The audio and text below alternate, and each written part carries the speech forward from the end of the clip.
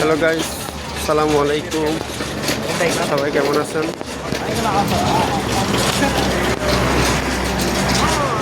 আসলে একটা আমরা চিন্তা করি এই শহরটা মানে প্রবাসী জীবনটা মনে হচ্ছে একটা স্বার্থপর।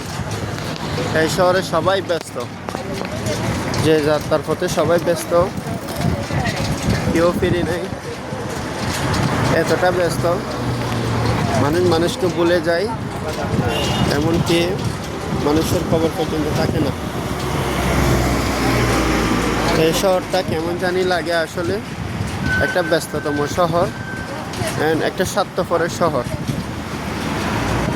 দেখুন, মানুষ যাত্রার কাজে ছোটাছুটি করতেছে, যাত্রার কর্মে সবাই চলে যাচ্ছে। দেখুন, আসলে এটা একটা অবাক করা বিষয়।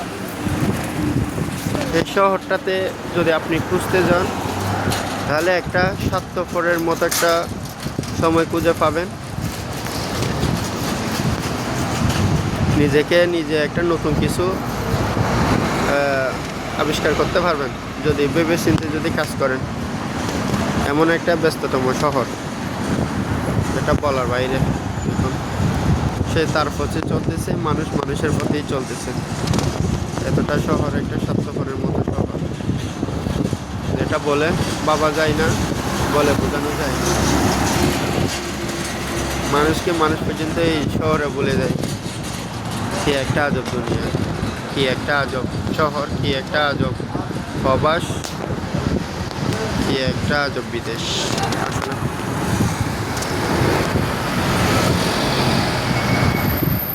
সবাই ভালো থাকবেন, সুস্থ থাকবেন। নতুন ভিডিও পাওয়ার জন্য সবাই শেয়ার করবেন। ধন্যবাদ। আসসালামু আলাইকুম।